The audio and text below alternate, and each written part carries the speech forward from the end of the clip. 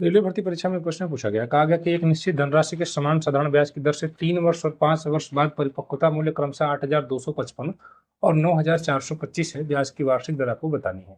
आपको यह निकालना पड़ेगा कि एक वर्ष में कितना ब्याज मिल रहा है। जैसे 3 वर्ष में 8,255 है और 5 वर्ष में 9,425 है, तो बीच के 2 वर्षों में राशि कितनी बढ़ रही है, इसके लिए आपको माइनस करना पड़ेगा। यानी कि 9,425 में से आप 8,255 घटा दीजिए,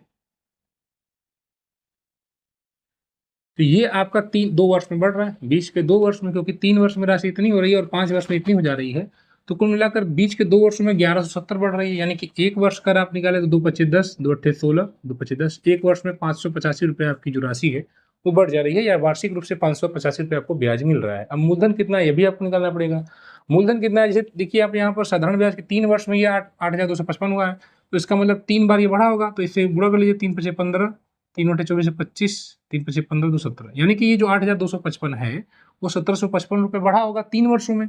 तो घटा दीजिए 1,755, वही जो ब्याज इसका घटा दीजिए 3 बार का जो ब्याज है, तो 0 0, 8 में 12 में 7 गया 5 और फिर ये 7 में से गया 6, यानी 6500।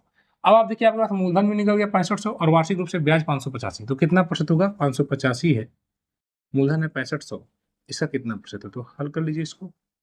दोनों जीरो से दोनों जीरो कट जाएगा, प्रतिशत में निकाल रहे हैं आप। 13 से काटने का प्रयास करते हैं, 13 चौको 52, यहाँ बचे 6 65, 13 बचे 65, 13 बचे 65, 45/5, 5 9 45, 9% जो कि विकल्प संख्या ए में दिया गया है। देखा आपने, हमने कितनी आसानी से इस सवाल को लगा लिया। रेलवे की तैयारी कर रहे हैं तो विषय क्वेश्चन प्रैक्टिस करनी है तो इस चैनल को सब्सक्राइब करें। धन्यवाद।